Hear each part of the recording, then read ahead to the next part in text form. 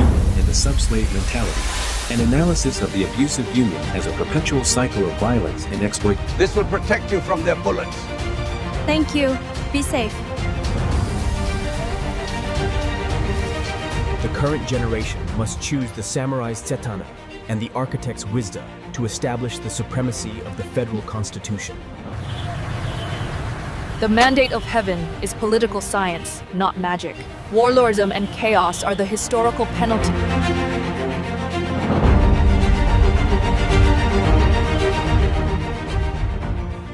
ကျွန်တော်တို့အားလုံးဟာဒုက္ခရဲ့တန်တရားထဲမှာလည်နေကြပါတယ်။စစ်မီဆင်းရဲမွဲတေမှုအာဏာရှင်စနစ်ဆိုတဲ့တန်တရားထဲမှာလဲပတ်နေတာဟာမတိမှု ignorance ကြောင့်ပဲဖြစ်တယ်ဆိုတာကိုနက်နဲခန်းစားဖို့ပါသလား။နိုင်ငံရေးဒုက္ခတတိနိုင်ငံရေးမတိမှုမှာလာပါ၏။အညာဝါတာဆန်အညာတယန်ကိုရေတင်တို့ဒီနိုင်ငံရေးနယ်ပယ်တွင်မီးကိုမမြင်ဘူးဘီးကိုမမြင်ဘူးကြသေးတော့ကြောက်ခစ်ဦးတာဆန်အညာသားဆောင်တော်သားအစင်ပါပဲရက်တက်နေသေးတဲ့ဆိုတာကိုတင်တို့ကိုယ်တိုင်လက်ခံဖို့အချိန်တန်ပါပြီအညာသားတာဆန်တို့ရေဒီမတိမှုကပဲကျွန်တော်တို့ရဲ့နိုင်ငံရေးကိုနတ်ဆိုင်သောပိတ်ဆို့နေသည့်လမ်းဆုံး dead end ကိုရောက်စေခဲ့တာပါကျွန်တော်တို့ဟာအမြင့်ပြတ်တော်လန်ခြင်း total revolution ရဲ့ philosophia ရဲ့ chaos နဲ့ထာဝရအာဏာရှင်စနစ် perpetual tyranny ကြားမှာရွေးချယ်စရာပျောက်ဆုံးနေပါတယ်ဒါကြောင့်ဒီ series ရဲ့အဓိကသူတည်တဲ့နောက်ရလက်ကိုစိုးစီးစွာဖွင့်ချပါမယ်။အနောက်တိုင်မှာပြန်လဲထူထောင်ရေး restoration နဲ့တော်လှန်ရေး revolution ကိုရန်သူလို့မြင်ပေမဲ့အရှိတိုင်သမိုင်းမှာတော့ဒါတွေဟာရန်သူမဟုတ်ပဲပေါင်းဆက်နိုင်တဲ့မိတ်ဖက်များဖြစ်ခဲ့ကြပါတယ်။ကျွန်တော်တို့ဟာဒီအမောင်ထူးကိုခွဲထုတ်ဖို့ဒီ series ကိုစတင်လိုက်တာပါ။ MCN Academy ရဲ့ရည်ရွယ်ချက်ဟာတည်င်းကိုဘေးယုံတက်မဟုတ်ပါဘူး။တည်င်းအချက်ကလတ်ကိုပညာ wisdom အဖြစ်ပြောင်းလဲပေးဖို့ပါ season 2ကိုအန်ဖုံးမြတ်ရဲ့စေတနာစိတ်ဟာတန်ဝေကစံဝေကတရားကနေမွေးဖွားလာတာဖြစ်ပြီးကျွန်တော်တို့ရဲ့နိုင်ငံရေးပန်းတိုင်ဟာလွတ်လပ်မှုဖြစ်ပြီးလွတ်လပ်ပုံနည်းစနစ်ဟာဓမ္မ righteousness ဖြစ်ရပါမယ်ကျွန်တော်တို့ရဲ့ခရီးစဉ်ဟာဝိဇ္ဇာရရှိဖို့ခရီးစဉ်ပဲဖြစ်ပါတယ်ပထမဆုံးမှန်ကန်သောအတိဝိဇ္ဇာ wisdom ကိုရရှိရမယ်ထိုအခါမှာပြောင်းလဲလို့စိတ်တန်ဝေကစံဝေကထွက်ပေါ်လာမယ်ထိုစိတ်ကသာလျှင်ကင်းစင်လွတ်မြောက်ရာဝိမု ക്തി ရ release emancipation တို့ဦးတည်စေပြီးနောက်ဆုံးလွတ်မြောက်မှု liberation ကိုပေးဆောင်မှာဖြစ်ပါတယ် restoration ဟူသောနီလန်ကိုရွေးချယ်ခြင်းအချင်းဓမ္မ righteousness လမ်းကြောင်းကိုကိုင်ဆွဲကအဓမ္မ unrighteousness တန်တရားကိုရက်တနိုင်ပုံကိုသင်ခန်းစာယူရပါမယ်အညာသားတာဆန်အိန္ဒိယသီယန်တို့ရေတင်တို့သည်ကြောက်ခစ်လက်နက် brute force ဖြင့်နိုင်ငံရေးကိုမတိဆောက်နိုင်ပါဝိဇ္ဇာကိုအခြေခံတဲ့နိုင်ငံရေးသိပ္ပံ political science ဖြင့်သာလွတ်မြောက်မှုကိုရယူနိုင်ပါလိမ့်မယ်ဒီ series ခုပိုင်းလုံးမှာကျွန်တော်တို့ဟာ restoration ဆိုတဲ့နီလန်ကိုအသုံးပြုပြီးခင်စုဂီရွှေအစစ်အဆက်ဒတနာနဲ့ mandate of heaven တို့ကိုချိတ်ဆက်ကအညာသားတာဆန်အညာသီယန်စစ်တပ်ကိုခွဲစိတ်ပြသွားပါမယ်ဒီ series ဟာလူငယ်တို့အတွက်ရည်ရွယ်ပါတယ်။တမိုင်းသင်ခန်းစာတွေကိုမှန်ကန်ယူပြီးဝိစာအဖြစ်လွတ်မြောက်မှုကိုရယူခြင်းဖြင့်တင်တို့သည်နောင်လာမည့်ပြည်ထောင်စုကြီး၏ဘေးတုကားများ architects ဖြစ်လာပါလိမ့်မယ်။အညာသားတာဇန်တို့ရေအာနာကိုစွန့်ခွာရသူနီလ်အာနာကိုဖက်သွဲသူအကြာကွာခြားချက်ကိုသိမြင်ပြီးလွတ်မြောက်ခြင်းကိုရယူကြဖို့တိုက်တွန်းရင်ပထမဆုံးအပိုင်းကိုနှီးကုန်းချုပ်လိုက်ရပါတယ်ခင်ဗျာ။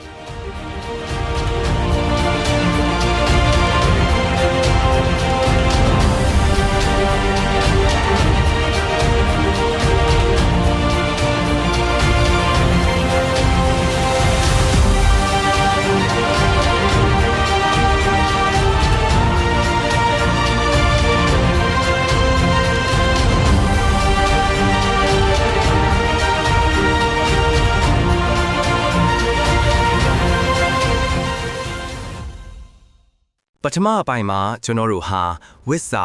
wisdom မှာဝိမု ക്തി liberation တို့ဦးတည်တော့ခရီးကိုစတင်ဖို့ mission ချမှတ်ထဲပါတယ်။ဒါဆိုရင်ဒီလွတ်မြောက်မှုရဲ့လမ်းစာကိုမရှာခင်မှာကျွန်တော်တို့ဟာဘလို့ဒုက္ခထဲမှာပိတ်မိနေလဲဆိုတာကိုအရင်ဆုံးသိဖို့လိုပါတယ်။ရှင်းပြောရရင်ကျွန်တော်တို့ရဲ့နိုင်ငံရဲ့အသိဉာဏ်အဆင့်ကိုတိတိကျကျသတ်မှတ်ရပါမယ်။ အညာသားတာဇန်ယိုရေတင်တို့ဒီ Java man တို့မဟုတ် Picking man တို့လူ Homo erectus အဆင့်ကနေ Homo sapiens အဖြစ်မပြောင်းလဲနိုင်သေးတဲ့နိုင်ငံရေးကြောက်ခေဦး Stone Age ကလူသားများပဲဖြစ်နေကြပါပြီဒီခေတ်ရဲ့အဓိကလက္ခဏာကတော့ကြောက်ခွဲတူချိုပါစ်ကိုသာကင်တွဲတတ်ခြင်းပဲ ကြောက်ခွဲတူဆိုတာဘာကိုဆိုလိုတာလဲဒါဟာအကြမ်းဖက်အင်အား brute force ကိုပဲအားကိုးခြင်းတူမီလက်နက် guns ကိုဒါအမှန်တရားလို့သတ်မှတ်ခြင်းကိုဆိုလိုတာပါဖွဲ့စည်းပုံအခြေခံဥပဒေဆိုတာမျိုးအာဏာခွဲဝေမှု power sharing ဆိုတာမျိုးဟာဒီအညာသားတာဇန်တွေအတွက်မီးမမြင်ဘူးဘီးမမြင်ဘူးတလို့ရှောက်ထွေးတဲ့အရာတွေဖြစ်နေပါတယ်သူတို့အတွက်နိုင်ငံရေးဆိုတာငါနိုင်ရင်မင်းတည်ရမယ့် zero sum game တစ်ခုပဲရှိပါတယ် နိုင်ငံရေးဤမော်ပညာ The Magic of Politics ဒါအပြင်အညာသားတာဇန်အညာသီယံတွေရဲ့ကြောက်ခေဦးစိတ်ဓာတ်ဟာနိုင်ငံရေးကိုတိပန်ဒီချာမဟုတ်တဲ့မော်ပညာ magic အဖြစ်မြင်နေကြဆဲပါနိုင်ငံရေးမူဝါဒနဲ့ဥပဒေကိုယုံကြည်ရမယ့်အစားရက်တရားချေခြင်းဘေးဒီမေးခြင်းစားရအသိဉာဏ်မဲ့တဲ့လောက်ရက်တွေကိုယုံကြည်ပြီးအောင်မြင်မှုကိုမျှော်လင့်ကြတယ် ဒီစိတ်ဓာတ်ကြောင့်သူတို့ဟာနိုင်ငံရေးမှာ zero sum game ငါနိုင်ရင်မင်းရှုံးရမယ့်တိုက်ပွဲကိုသာကစားတတ်ပြီးဖွဲ့စည်းပုံ constitution ကိုအသုံးပြုက positive sum game အာဏာခွဲဝေမှုဖြင့်အတူတိုးတက်ခြင်းကိုဖန်တီးနိုင်တဲ့ Homo sapiens ရဲ့အဆင့်ကိုဘယ်တော့မှမရောက်နိုင်ဘူး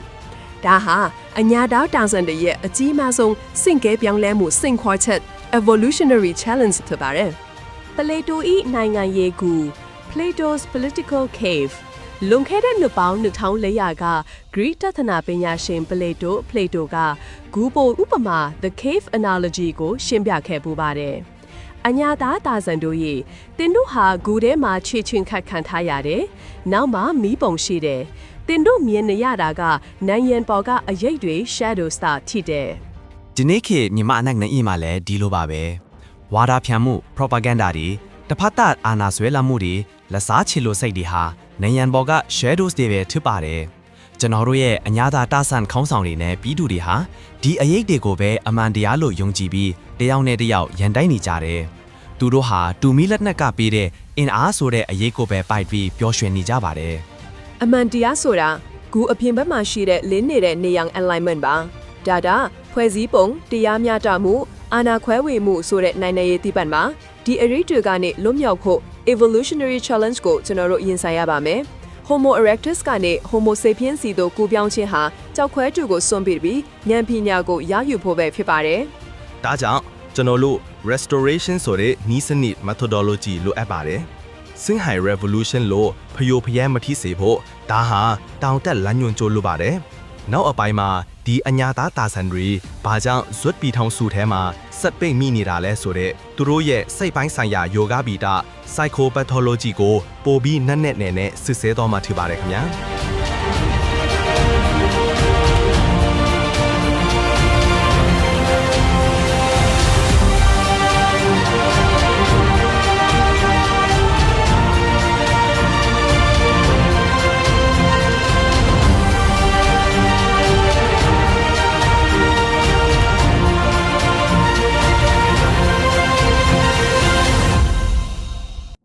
အညာသားတာဇန်တို့ရေ episode 2မှာခမရတို့ရဲ့နိုင်နယ်ရေးဟာ Homo erectus အစစ်မှာပဲရှိနေပြီး zero sum game ကိုသာကစားတင်တဲ့ဖိုရာကိုတီးခဲ့ပြီးပါပြီဒီနေ့မှာတော့ဒီ zero sum စိတ်ဓာတ်ဟာကျွန်တော်တို့ရဲ့ကီထောင်စုကိုဘယ်လိုမျိုးအစိတ်ကတောက်ဖြစ်စေလဲဆိုတာကိုခွဲစိတ်ကြည့်ပါမယ်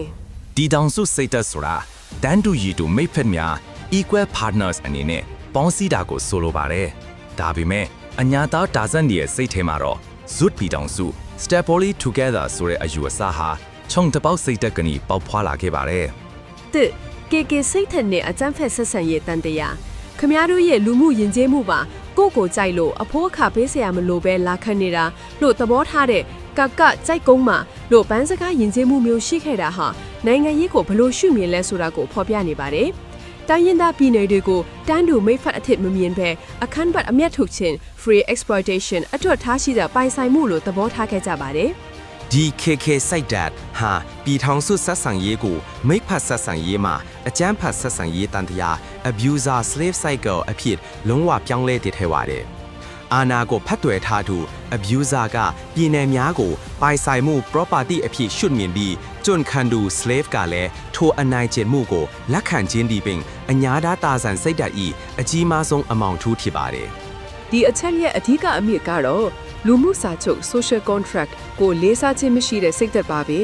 ကျွန်တော်တို့ရဲ့ founding myth ဖြစ်တဲ့ပင်လုံစာချုပ်ကိုစာချုပ်အဖြစ်မမြင်ပဲအာဏာချုပ်ကင်ဖို့စက်ကူစုပ်တစ်ခုလိုသဘောထားပြီးဖျက်ဆုပ်ပစ်ခဲ့ကြတယ်။ဒါဟာဇုတ်ပီထောင်စု၏တရားဝင်မှုကင်းမဲ့ခြင်း lack of legitimacy ရဲ့အဓိကအမြစ်ပါပဲ။ နှစ်တမိုင်းသင်ခန်းစာ before coming together အညာသားတာဆန်အညာတီးယန်တို့ဤခမရတို့ရဲ့ဇွတ်ပေါင်းစည်းမှုကဘလောက်မားရင်းတယ်ဆိုတာကိုတမိုင်းကပြသနေပါတယ်ဒုတိယကမ္ဘာစစ်အပြီးကိုလိုနီဟောင်းနိုင်ငံတွေထဲမှာမြန်မာနဲ့တီရီလင်္ကာသာစစ်မီးမငိမ့်တဲ့တက်တော်ရှည်ပฏิပတ်ခါတွေနဲ့ရင်ဆိုင်ခဲ့ရတယ်။ဘာကြောင့်လဲ သူတို့တနိုင်ငံလုံးကဖီထောင်ကိုအရင်စု before coming together ခဲ့လို့ပါအိန္ဒိယမလေးရှားတို့လိုနိုင်ငံတွေကတော့အတူရှင်တွဲနေလို့မရတဲ့သူတွေကိုငိမ့်ချမ်းစွာလမ်းခွဲခွင့် divorce wisdom ဖြစ်ခဲ့ပြီးမှဖီထောင်ကိုနောက်မှစုကြတယ်ဒါဟာသိပ္ပံနည်းကျဉာဏ်ပညာပါပဲယောဂကိုမကုသနိုင်ရင်ခွဲထုတ်တာကပိုကောင်းတဲ့ဆိုးဖြတ်ချက်ဖြစ်တယ်ဆိုရင်အတိမျိုးကိုအညာဓာတာဆိုင်တွေမှမရှိခဲ့ပါဘူး 3. စိတ်သက်ပိုင်းဆိုင်ရာအားနည်းချက်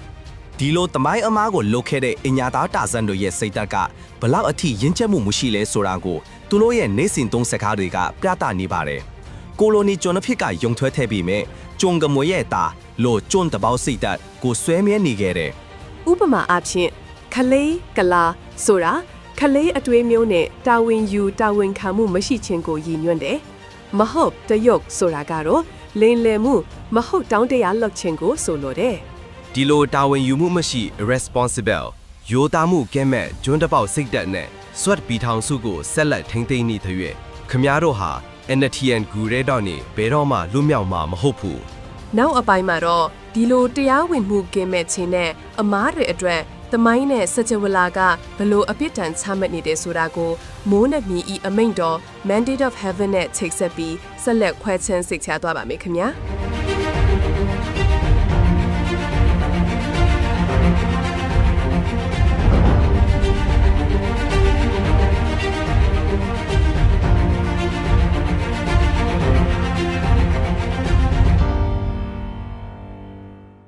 episode 3မှာကျွန်တော်တို့ဟာဇွတ်ဖီထောင်စုဟာKKစိတ်သက်နေအကြမ်းဖက်ဆက်ဆံရေးတန်တရားတို့မှာပေါက်ဖွာလာတဲ့တရားဝင်မှုကဲမဲ့သောစနစ်ဖြစ်ကြောင်းခွဲခြမ်းစိတ်ဖြာခဲ့ပြီးပါပြီ။ဒါဆိုရင်အညာသားတာဇန်အနီတီအန်တို့ရဲ့ဒီလိုလုံးရက်တွေအတွက်သမိုင်းနဲ့စัจ java လာကဘယ်လိုအပြစ်ဒဏ်တွေချမှတ်နေပါသလဲ လွန်ခဲ့တဲ့နှစ်ပေါင်း3000ကျော်ကတရုတ်တို့ရဲ့ Mandate of Heaven မိုးနှမြင့်ဤအမိန့်တော်ဆိုတဲ့အယူအဆရှိခဲ့ပါတယ်။ဒီအယူအဆကဘရင် ruler တူဟာကောင်းမွန်စွာအုပ်ချုပ်နိုင်ခြင်းပြည်သူကိုချစ်ခြင်းဓမ္မအတိုင်းနေထိုင်ခြင်းမရှိတော့ဘူးဆိုရင်မိုးနှမင်းကသူ့ရဲ့အမိန့်တော်ကိုရုပ်သိမ်းလိုက်တယ်လို့ဆိုပါတယ်။ ဒီအမိန့်တော်ကိုရုပ်သိမ်းလိုက်တဲ့အခါနိုင်ငံတော်မှာမငြိမ်မသက်မှုတွေတဘာဝဘေးအန္တရာယ်တွေစစ်ပွဲတွေဖြစ်ပွားပါတယ်။ဒီအချက်ကိုမြန်မာနိုင်ငံရေးမှာတေချာကြည့်ရင်အညာသားတာဇန်ဒီဟာဒီ Mandate of Heaven ကိုအစတည်းကဆုံးရှုံးနေခဲ့ပါပြီ။ Mandate ဆုံးရှုံးခြင်းဤတတ်တဲ့နေအကြောင်းအရင်အညာသားဒါဇန်အညက်ထီယန်တို့ရဲ့ Mandate of Heaven ဟာရက်တရားမဟုတ်ပဲသိပ္ပံပါအုပ်ချုပ်သူဟာဉာဏ်ပညာကိုအခြေခံတဲ့နိုင်ငံရေးသိပ္ပံဖြင့်သာတိုင်းပြည်ကိုအကျိုးပြုရမယ်ဒါပေမဲ့အညက်ထီယန်ခေါင်းဆောင်တွေကရက်တရားခြေချင်းကိုရွေးခဲ့ပြီးဓမ္မအတိုင်းပြည်သူကိုမချစ်ပဲအချမ်းဖက်ဆက်ဆံရေးကိုကျင့်သုံးခဲ့တယ်ဒါကြောင့် Mandate ကရုပ်သိမ်းခဲ့ပြီးပါပြီယနေ့မြန်မာနိုင်ငံမှာဖြစ်ပေါ်နေတဲ့ Warlordism စစ်ဘီယန်စနစ်နဲ့ပြည်ထောင်စုပြိုကွဲမှုဖယိုဖယဲထိမှုတို့ဟာတာမန်ပြဿနာတွေမဟုတ်ပါဘူး။ဒါရီဟာမိုးနတ်မင်းကတင်တို့ရဲ့အာဏာဟာလုံးဝတရားမဝင်တော့ဘူးလို့တမိုင်းကိုကိုစားပြုပြီးစီရင်ချက်ချလိုက်တဲ့အပြစ်ဒဏ်ရဲ့တက်တဲ့တွေပါပဲ။ Nick Ghost in the Machine ပင်လုံဤစိတ်ဝိညာဉ်တရုတ်နိုင်ငံမှာ Mandate ရဲ့အရင်အမြစ်က Heaven ထိခဲ့တယ်။ဒါပေမဲ့မြန်မာနိုင်ငံမှာတော့အာဏာရဲ့တရားဝင်မှု legitimacy ဟာရှင်ဘီရင်ကနေလာတာမဟုတ်ပါဘူး။ဒါဟာပင်လုံစိတ်ဓာတ်ဖန်လုံ spirit ကနေလာတာပါ။ပင်လုံစိတ်ဓာတ်ဟာမြန်မာနိုင်ငံရဲ့ Ghost in the Machine စိတ်ရန်တရားတွေကပဲ့ကင်နေတဲ့စိတ်ဝိညာဉ်ပါပဲ။ဒါဟာတန်းတူရီတူပေါင်းစည်းမဲ့ဆိုတဲ့လူမှုစာချုပ် social contract ဖြစ်တယ်။အညာသားတာဆန်တွေဟာဒီ ghost ကိုတက်ဖြစ်ဖို့ကြိုးစားခဲ့တယ်။ ဇွတ်ပြည်ထောင်စုကိုတိဆောက်ပြီးတခိုတော်အာဏာချုပ်ကိုင်မှုကိုကျင့်သုံးတဲ့အခါ သူတို့ဟာ Heaven ကနေအာနာကိုဆွတ်လွတ်ယုံတာမကတိုင်းပြည်ရဲ့အရင်ခံစိတ်ဝိညာဉ်ကိုပါဖြစ်စီပစ်ခဲ့ပါတယ် 3. Louis ဆောက်ရေးတင်ခန်းစာ mandate ဆုံးရှုံးသွားတဲ့ခေါင်းဆောင်ရဲ့အတွက်တမိုင်းကကြောက်မတ်ဖွယ်တတိပေးချက်တစ်ခုကိုပြသခဲ့ပါတယ်။ပြင်သစ်ဘီယန် Louis ဆောက်ကိုကြည့်ပါ။သူဟာဘီယန်တယောက်ရဲ့ restoration duty ပြန်လည်ထူထောင်ရေးတာဝန်ကိုမယူခဲ့ပါဘူး။ပြည်သူတွေရဲ့ဒုက္ခကိုလက်ခုရှုပြီးအပြောင်းလဲကိုညှင်းဆန်ခဲ့ပါတယ်။ ရလက်ကဘောက်ဖက်လာလဲလူဝီစဖွန်ကိုတော်လန်ရေး revolution ကနေဂျီလိုတင်ပေါ်မှာခေါင်းဖြတ်လိုက်တယ်ဒီတင်ခန်းစာဟာအညာသားတာဆန်ခေါင်းဆောင်လေးအတွက်အရန်အရေးကြီးပါတယ် revolution ဆိုတာဟာ restoration ကိုအချင်းမီမလုတ်ဆောင်တဲ့ခေါင်းဆောင်ရဲ့ ignorance မတိမှုကြောင့်သာဖြစ်ပေါ်လာရတာပါ restoration ဒီတာဓမ္မလမ်းစဉ် mandate of heaven ကိုပြန်လည်ရယူဖို့ဆိုရင်ပင်လွန်ဤစိတ်ဝိညာဉ် ghost in the machine ကိုပြန်လည်အသက်သွင်းတာပါမယ်ဒါဟာအန်ရထွန်းတူရဲ့ evolutionary leap ပါမယ် နောက်အပိုင်းမှာဒီ mandate ကိုပြန်လည်ရယူနိုင်မယ်လူကြီးစချောင်းခွန်ရဲ့အမားကိုရှောင်ရှားနိုင်မယ်တမိုင်းပွန်ဆန်တူထုတ်ခုဖြစ်တဲ့ဂျပန်ရဲ့ Kinzugi Ghost နဲ့မေဂျီဘ restoration အကြောင်းကိုဆက်လက်လေ့လာတော့ပါမယ်ခင်ဗျာ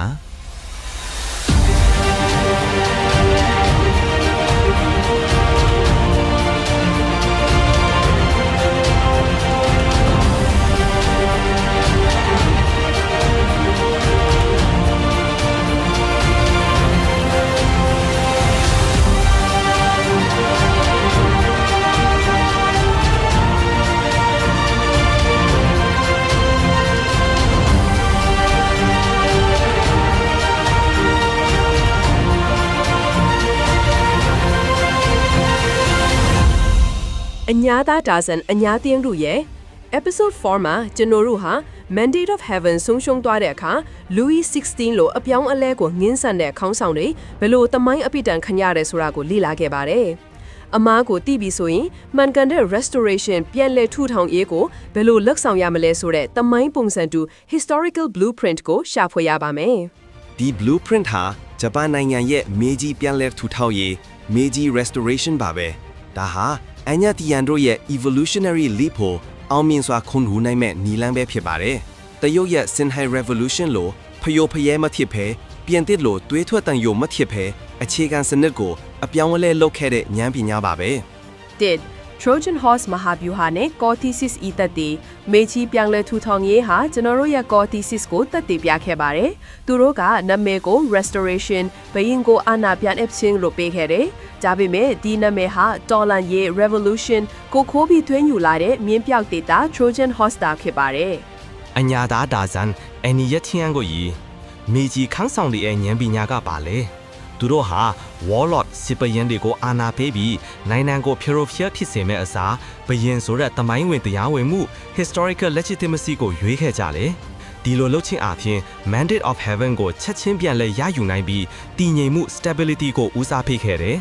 သူတို့ကနိုင်ငံရေးရဲ့အဖြေဟာကြောက်ခွဲသူ brute force မှာမရှိဘဲတရားဝင်မှု legitimacy မှာတာရှိတဲ့ဆိုတာကိုသိခဲ့ကြတယ် restoration ရဲ့နာမည်အောက်မှာသူတို့ဟာ samurai လူဒန်းစားရဲ့အခွင့်အရေးကိုဖျက်သိမ်းပြီးအနောက်တိုင်းရဲ့တည်ပံနီးပညာနဲ့ဖွဲ့စည်းပုံအခြေခံဥပဒေတွေကိုစနစ်တကျဖြောင်းလဲဖို့တွင်းယူခဲ့ပါတယ်။ နှစ်ရွှေအစစ်အစစ်ဤတဆနာ The Kintsugi Code ဒီလိုပြောင်းလဲမှုကိုတည်ငြိမ်စွာဖော်ဆောင်နိုင်တဲ့နောက်ွယ်ကတဆနာကတော့ Kintsugi Code ရွှေအစစ်အဆက်ပါပဲ Kintsugi ဆိုတာကဂျပန်မှာကွဲသွားတဲ့မီအိုးကိုလွှင့်ပစ်မဲ့အစားရွှေမုံဖင်ပြန်ဆက်ပြီးပိုပြီးတောင်တန်ဖိုးရှိအောင်ဖန်တီးတဲ့အနုပညာပဲဖြစ်ပါတယ်နိုင်ငံရေးမှာ Kintsugi ဆိုတာပါလေကျွန်တော်တို့ရဲ့ပြည်ထောင်စုကွဲနေတယ်ဒါပေမဲ့ဒီကွဲနေတဲ့အပိုင်းတွေတိုင်းရင်းသားပြည်နယ်များကိုလွှင့်ပစ်ဖို့မဟုတ်ပဲ Federal ဖွဲ့စည်းပုံ Federal Constitution ဆိုတဲ့ရွှေဖင်ပြန်ဆက်ရမယ်ဒီကွဲကြောင်းတွေမတူညီတဲ့ယဉ်ကျေးမှုဘာသာစကားဟာအားနည်းချက်မဟုတ်ပဲပိုပြီးတန်ဖိုးရှိတဲ့အစစ်အဆက်ဖြစ်လာစေရပါမယ်ဒီ Kintsugi ရဲ့ရွှေအစစ်အဆက်ဟာလက်တွေ့မှာပါလေ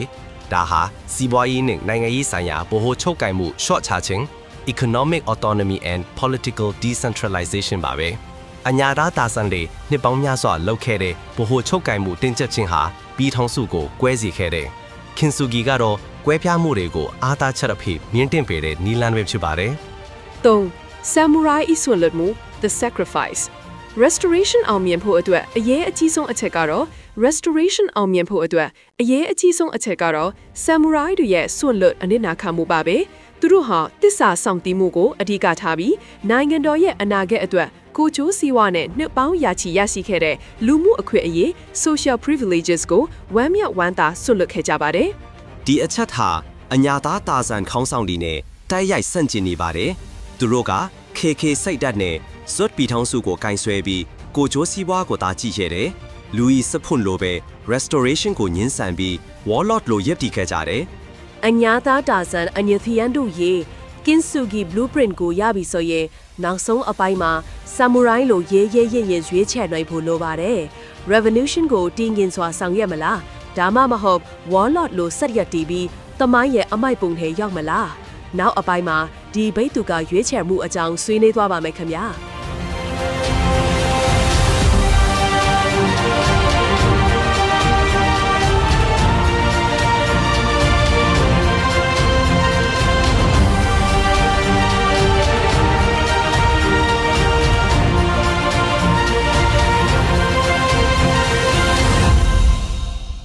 episode 9မှာကျွန်တော်တို့ဟာ Kintsugi blueprint ကိုရရှိပြီးပါပြီဒီ blueprint ဟာ restoration ကိုအောင်မြင်စွာဖော်ဆောင်နိုင်မဲ့နည်းလမ်းပဲဖြစ်ပါတယ်အညာသားတာဆန် Anitian တို့ရေဒီ blueprint ကိုလက်ထဲမှာကင်ထားပြီးတဲ့နောက်မှာခင်ဗျားတို့ဟာဘယ်လမ်းကိုရွေးချယ်မလဲ ခပြားတို့ရှေ့မှာရွေးချယ်စရာလမ်းကြောင်း၃ခုပဲရှိပါတယ်ဒီလမ်းကြောင်းတွေကပဲပြည်တော်စုရဲ့အနာဂတ်ကိုဆုံးဖြတ်ပေးပါလိမ့်မယ် တစ်ပထမလမ်းကြောင်း The Warlord အမစ်ပြတ်ဒေါ်လန်ယေဤကန်ဒရီယေပထမလမ်းကြောင်းကတော့ Warlord စစ်ဘရင်လမ်းကြောင်းပါပဲဒါဟာအညာသားတာဆန် Homo erectus တွေရဲ့ KK စိတ်ဓာတ်ကိုအခိုင်အမာဆုံးဖတ်တွယ်ထားတာဖြစ်ပါတယ်သူတို့ရဲ့ရွေးချယ်မှုဟာကိုချိုးစီးပွားနဲ့ zero sum game ကိုဒါဦးစားပေးခြင်းဖြစ်ပါတယ် Warlord ရဲ့ရက်လက်ကိုကြည့်ချင်ရင် Sinhai Revolution 1962ဒေါ်လန်ယူကိုကြည့်ပါ Samurai ရဲ့စိတ်သက်မရှိပဲ Warlord လမ်းကြောင်းကိုလိုက်ခဲ့လို့ပဲပြီးထောင်စုပြိုကွဲပြီးအနစ်40ကျော်ကြာတဲ့အထိပရိယံပတာ chaos ထဲမှာနစ်မုန်းခဲ့ကြတာပါ နှစ်ဒုတိယလမ်းကြောင်း The Samurai စေတနာနဲ့တာဝန်ဒုတိယလမ်းကြောင်းကတော့ Samurai စွန့်လွတ်သူလမ်းကြောင်းပါပဲဒါဟာ Homo sapiens တွေရဲ့ဓမ္မလမ်းစဉ်ထူပြီး restoration ရဲ့အောင်မြင်မှုတောချက်ပါ Samurai ရဲ့ရွေးချယ်မှုဟာစေတနာ pure intention will ကနေလာပါတယ် Warlord ရဲ့ကိုချိုးရှာမှုနဲ့ဆန့်ကျင်ဘက် Samurai ဟာ Mandate of Heaven ကိုပြန်လည်ရယူရန်အတွက်ကိုချိုးစီးပွားနဲ့လူမှုအခွင့်အရေး privileges ကိုဝမ်းမြောက်ဝမ်းသာဆွန့်လွတ်ခဲ့ကြတယ် Restoration ကိုအောင်မြင်အောင်လှုပ်ဆောင်ခြင်းဟာလူတဦးချင်းစီရဲ့ကိုချိုးစွန့်အနစ်နာခံလို့တဲ့စေတနာစိတ်ပေါ်မှာမူတည်နေပါတယ် 3. ဘိတုကဤတာဝန်နဲ့ဝိစာ The Architect's Duty and Wisa အညာသားတာဆန် NEFENs တို့ရေခမရလော့ဟာ Warlords လည်းမဟုတ် Samurai လည်းမဟုတ်ပဲပြည်ထောင်စုကုန်တိဆောက်မဲ့ဘိတုက Architects များဖြစ်ရပါမယ် Architect ရဲ့တာဝန်က Samurai ဒီစွန့်လွတ်ခဲ့တဲ့မြေပေါ်မှာ Kintsugi Blueprint ကိုလက်တွေ့အကောင်အထည်ဖော်ဖို့ပါပဲ Architect တွေအတွက်အဓိကကိရိယာတွေနဲ့ဉာဏ်ပညာတွေကဘာတွေလဲဖွဲ့စည်းပုံအခြေခံဥပဒေ၏အမြင့်ဆုံးအာဏာ Supremacy of the Constitution Warlordism အားကြောက်ခွဲသူ brute force ကိုသာအားကိုးလို့ဖြစ်ပေါ်လာတာပါ Architect တွေရဲ့ပထမဆုံးတာဝန်ကတော့ Federal ဖွဲ့စည်းပုံအခြေခံဥပဒေကိုတနိုင်ငံလုံး၏အမြင့်ဆုံးအာဏာအဖြစ်တည်ဆောက်ရန်ပဲဖြစ်ပါတယ်ပညာရပ်ဆိုင်ရာဝိစာ Technical ဝိစာ Architect ဖြစ်ဖို့ဆိုတာစေတနာရှိုံနဲ့မပြီးပါဘူး Decentralization ကိုဘယ်လိုလုပ်ရမလဲ Power sharing ကိုဘယ်လို design ဆွဲရမလဲဆိုတဲ့ပညာရပ်ဆိုင်ရာအသိပညာလိုအပ်ဒီဝိစာဟာရတရားချေတဲ့စိတ်တက်ရဲ့စန့်ကျင်ဘက်ဖြစ်ပြီး Homo sapiens အဖြစ်ခုန်ကူးရန်လိုအပ်သောအခြေခံအသိပညာဖြစ်ပါတယ် ဘီတူကာတို့ရေခမားတို့ရဲ့လက်ထဲမှာ Sinhai Revolution လို့ဖယိုဖယက်ထီမလားဒါမှမဟုတ်မေဂျီလို့တည်ငြိမ်တဲ့ restoration ကိုရယူမလားဆိုတဲ့ရွေးချယ်မှုဟာတည်ရှိနေပါပြီ Samurai ရဲ့စေတနာကိုယူပြီး Warlord ရဲ့လမ်းကြောင်းကိုရှောင်ရှားဖို့ဟာခမားတို့ရဲ့ဓမ္မတာဝန်ပဲဖြစ်ပါတယ်နောက်ဆုံးအပိုင်းမှာတော့ဒီရွေးချယ်မှုရဲ့အဆုံးသတ်ရလက်နဲ့အရှိတိုင်းဉာဏ်ပညာကိုအသုံးပြုပြီးဝိစာကနေ remote စီတူအောင်မြင်စွာခရီးဆက်နိုင်ပုံကိုနေကုန်းချုပ်ဆွေးနွေးသွားပါမယ်ခင်ဗျာ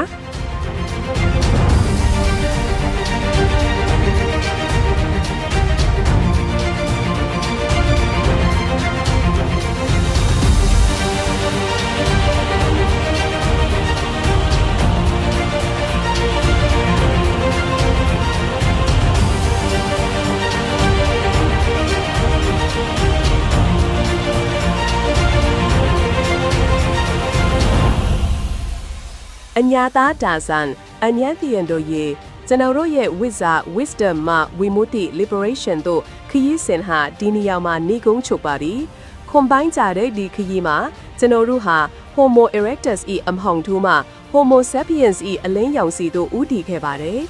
တဲ့တန်ဝေကဤလောင်စာစီစံဝေက SVL ကျွန်တော်တို့ဟာအန်ယာတီယန်ခေရဲ့ယောဂလက္ခဏာကိုအတိအကျစစ်ဆေးခဲ့တယ် Zero Sum Game ကစားခြင်းရတရာခြေချင်းကိုတာယုံကြည်ခြင်းစွတ်ပီထောင်စုဆိုတဲ့အကျန်းဖတ်ဆက်ဆံရေးတန်တရားကိုဖန်တီးခဲ့ခြင်းဒီလိုလုပ်ခဲ့တဲ့အတွက် Louis Sakum လို Mandate of Heaven ကိုဆုံးရှုံးပြီး Warlordism ဆိုတဲ့တမိုင်းရဲ့အပိတန်ကိုခံရပါတယ် ဒါပေမဲ့ဒီနိုင်ငံရေးဒုက္ခဆင်းရဲဒုက္ခတွေကိုမြင်ချင်းအဖြစ်ကျွန်တော်တို့မှာတန်ဝေကစံဝေက political discuss စိတ်ဓာတ်ပေါ်ပေါက်လာရမယ်။ Warlord ဒီတဲ့လိုပါနဲ့ကျန်းတပေါက်ရဲ့အရှုံးပေးမှုတွေအပေါ်စစ်စုပ်ယွန်ရှာစိတ်ဟာ restoration ပြန်လည်ထူထောင်ရေးဆိုတဲ့လမ်းကိုလိုက်လျှောက်ဖို့အတွက်လိုအပ်တဲ့စိတ်ပိုင်းဆိုင်ရာစွမ်းအားပဲဖြစ်ပါတယ်။ နဲ့ဉာဏ်ပညာဝစ်စတာတီအပြောင်းအလဲဤလန်နဲ့ဝိမု tti ရဲ့လမ်းစဉ်ကိုလိုက်ရောက်ဖို့ဆိုရင်ဆာမူရိုင်တွေလိုစေတနာ pure intent နဲ့ဆွတ်လွတ်ရရမယ်ကျွန်တော်တို့မှာ Kintsugi Code ရွှေအစစ်ဆိုတဲ့ blueprint ရှိပြီးသားပါဒီနေရာမှာမေးစရာရှိလာကတော်လန်ရေးရဲ့အဓိကလက်နက်ကဘာလဲကြောက်ခွဲတူ choppers မဟုတ်ပါဘူးဒါဟာပညာရပ်ဆိုင်ရာဉာဏ်ပညာ technical wisdom ပါပဲ decentralization ကိုဘယ်လိုလုပ်ရမလဲ power sharing ကိုဘယ်လို design ဆွဲရမလဲဆိုတဲ့ federal ဘိတုကပညာကိုရေးဆွဲနိုင်တဲ့ wisdom ပါလင်ရတရချီတဲ့စိတ်သက်ကိုအပီးတိုင်ချေဖြတ်ပေမဲ့အလင်းရောင်ထက်ပါတယ် 3. Wimutti ဤပန်းတိုင်နဲ့ဘိတုကဤနီငုံ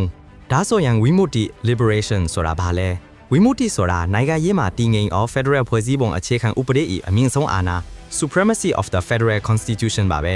ဒါဟာဓမ္မအတိုင်းတည်ဆောက်ထားတဲ့စနစ်ဖြစ်ပြီးအာဏာခွဲဝေမှုအောင်မှာဘဒုရဲ့အကြမ်းဖက်မှုကိုမှကြောက်စရာမလိုပဲငြိမ်းချမ်းစွာနေနိုင်ခြင်းဟာအညစ်ထန်းဒီရဲ့ဝိမု tti အစစ်အမှန်ပါပဲ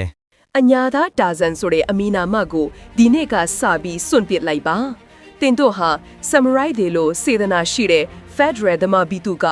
Architects of the Federal ဓမ္မများဖြစ်လာရမယ်ဘီတုကာတို့ရေ Homo erectus အဖြစ်ဆက်နေမလားဒါမှမဟုတ် Homo sapiens အဖြစ် evolutionary leap ကိုရယူမလားဆိုတာကိုရွေးချယ်ပြီးလှုပ်ဆောင်ရမယ့်အချိန် the time for action ဟာခမည်းတော်ရဲ့လက်ထဲမှာရှိနေပါပြီ